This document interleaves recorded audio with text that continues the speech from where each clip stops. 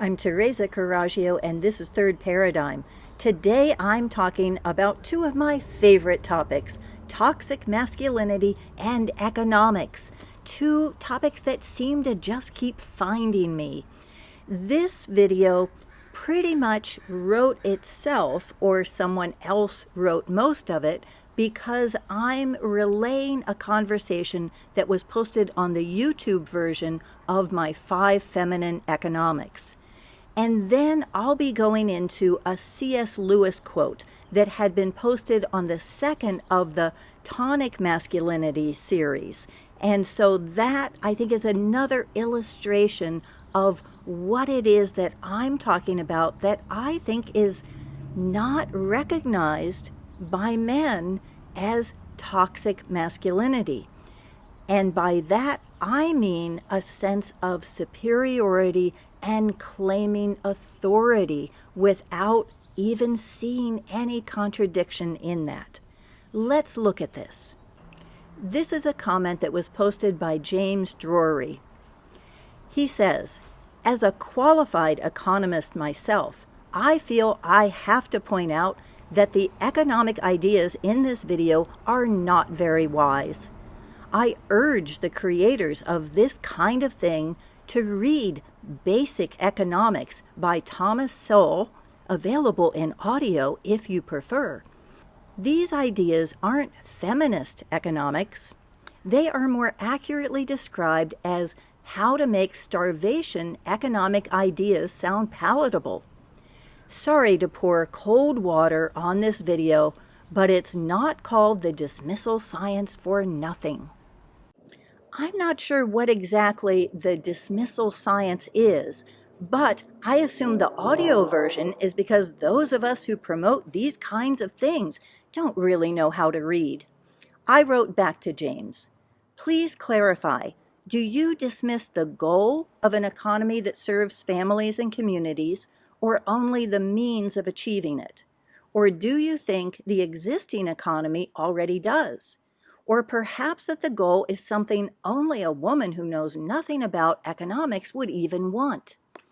I specifically describe my economies as feminine, not feminist, because the latter means women competing equally in a man's world, and it accepts the goal of the current economy to make the rich richer. That's been the outcome of the monetary system since the invention of coinage, as I detail with hundreds of references in my book, How to Dismantle an Empire. If an economy that serves families and communities isn't your goal as a qualified economist, I can see why you'd be happy with the way things are.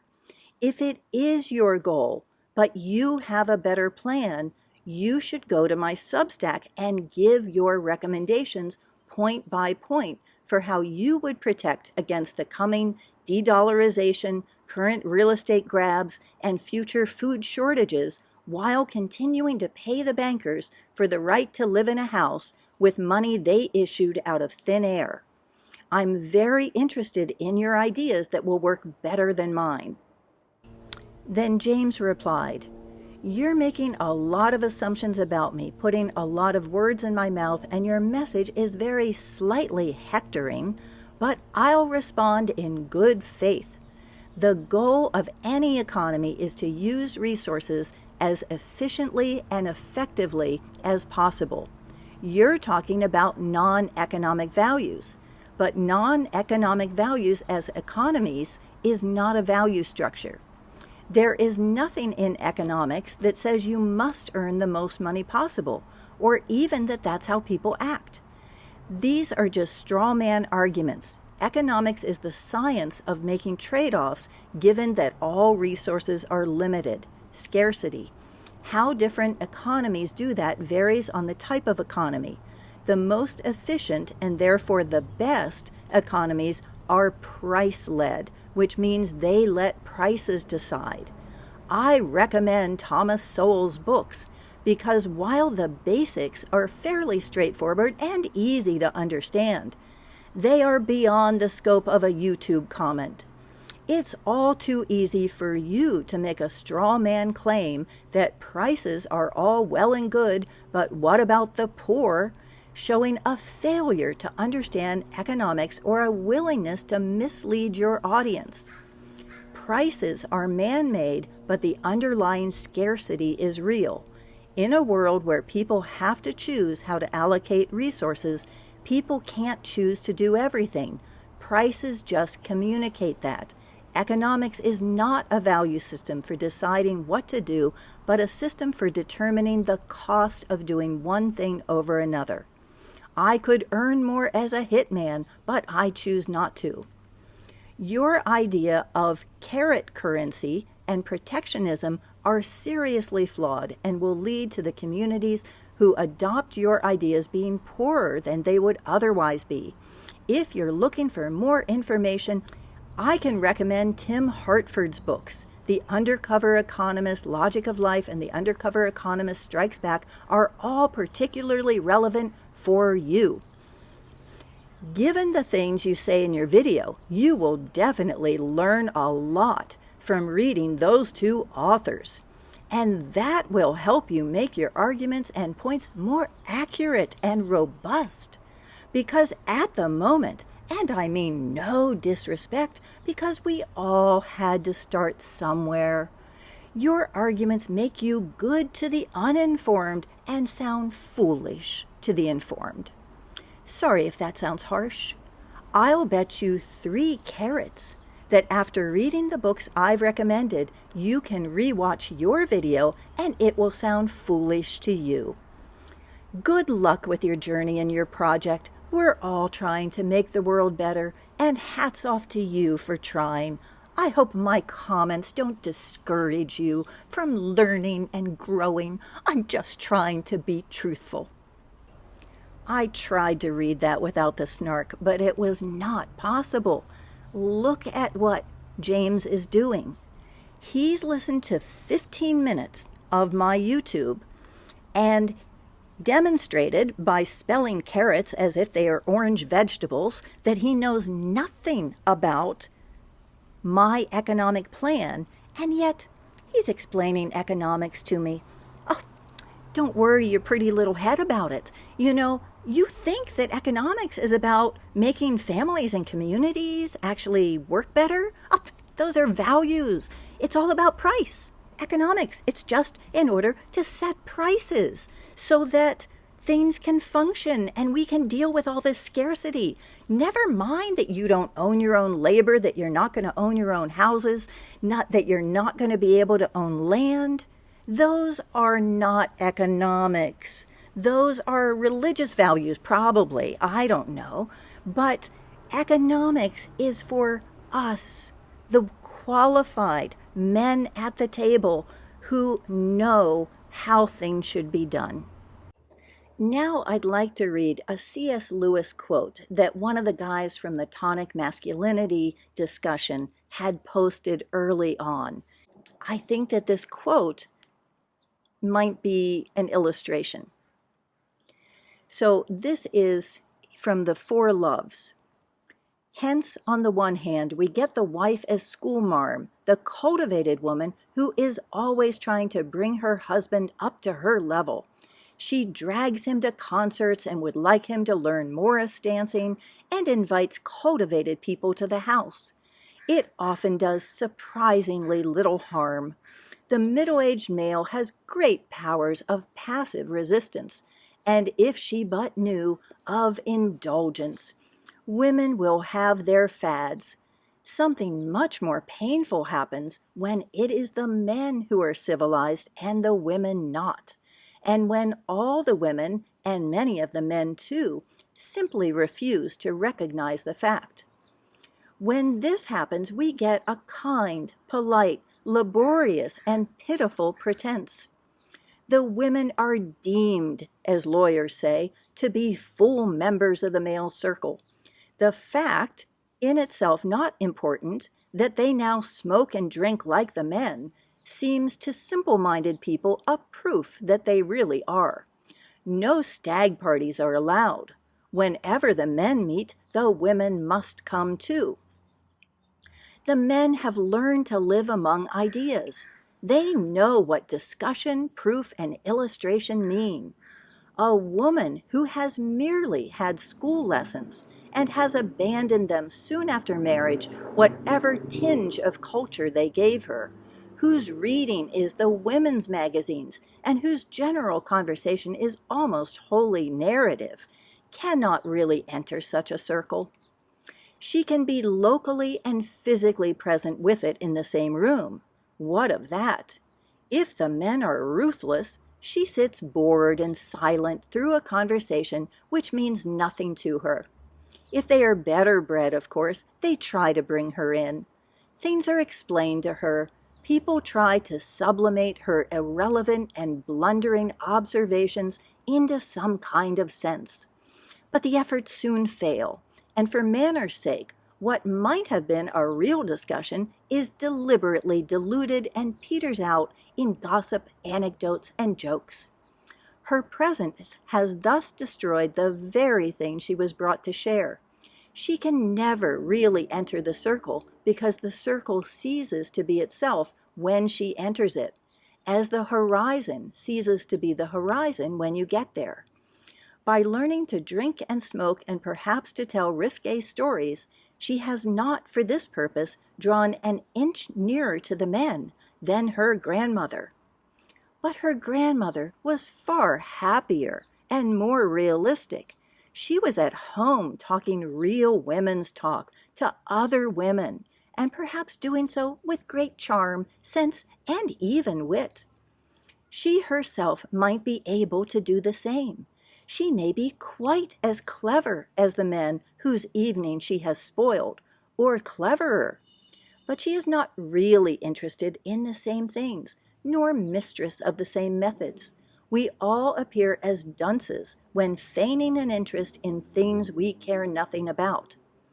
The presence of such women, thousand strong, helps to account for the modern disparagement of friendship. They are often completely victorious. They banish male companionship and therefore male friendship from whole neighborhoods. And in the only world they know, an endless, prattling jolly replaces the intercourse of minds. All the men they meet talk like women when women are present. What I had replied to that was, I can only offer myself as proof point. Do you find me unable to live in the world of ideas? Am I illogical in my arguments, disinterested, bored, and silent when affairs of the world are discussed? Are you needing to explain things to me that are over my head? Do I appear as a dunce feigning interest in the male terrains of religion and economics on which I've written my book?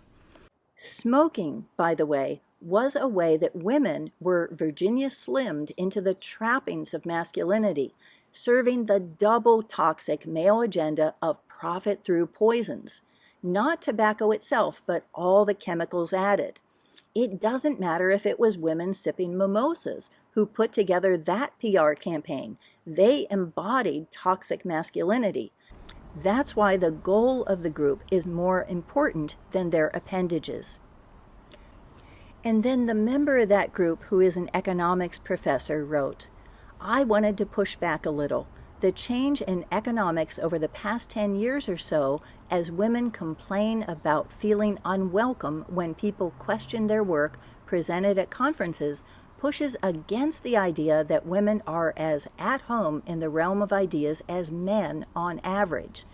There are many exceptional cases, yourself included, Teresa, but the pursuit of equity in economics, which has meant admitting and promoting women above men regardless of skill, has demonstrated ably that most women cannot tolerate having their work dissected and criticized. They see, I think your idea is wrong and here is why, as a personal attack, the idea as part of themselves and not something external to be worked on, perhaps. I don't know why. But my impression has been that most women want to be praised for doing stuff like other people and not for actually having done good work, and having their stuff they are doing critiqued is bad wrong. My sense is that pushing people into roles because we desire parity of some sort instead of testing for competence and talent, has put a lot of people into positions they are not at all suited for. Exceptional women like you are far more comfortable there and belong, just as there are exceptional men who can teach kindergarten passably or excel at fashion design. But we shouldn't expect the curves of each gender's innate talents and tendencies to overlap perfectly. And I'll end with my reply. I think we probably agree that the current economic system is designed to make the rich richer, not to have our labor and assets make families and communities stronger. Yes? So including women in academic discussions about making the rich richer does nothing. A goal of a feminine economy whose purpose is to serve families and communities would change everything, and it wouldn't matter if it was done exclusively by men. All I've ever wanted is to go toe-to-toe with my ideas, with clearly defined and measurable objectives. But the other person needs to put their own rooster in the game, not just shoot mine down. Read my book and tell me not just where I'm wrong, but where your system is better. As long as my book is dismissed without reading it, we both need to consider that it may be because I'm a woman. If you can show how your or the current system logically better serves the goal, then I will admit that men naturally have more competence and talent in economics, and I'll slink back to fashion design and teaching kindergarten. And I know that mansplaining is a trigger word here, but try being a housewife with a book on economics. I can't tell you how many times the guy on the next bar stool has regurgitated the latest Paul Krugman at me or asked if I knew who Adam Smith was. And in summary, I will say that this isn't just confined to men. This is something that I often get, is people who are telling me, here, you need to read this book. Here, this plan has the answers. I don't know if people see how insulting that is, that my research into economics and the dozens of books that are in the bibliography of my book and the hundreds of references that I have, that somehow I either don't know how to really read, I don't know how to really think, I haven't been asking the right questions. I don't know why people think that telling me that I should just abandon that last decade of work that I've done and instead adopt theirs or something that they saw or something that they think is the answer. Go work with those people if you think that's the answer. But don't come and tell me that without having even read my book, without having gone through, I have many episodes in which I look at, here are the goals, and here's how we measure those goals, and here are the different things that we want to accomplish, and here's how we can tell whether or not your plan does or my plan does. Put your rooster in the ring. Don't just say, hey, based on the 15 minutes that I've watched you, I think you should go listen to this man over here who has the answers.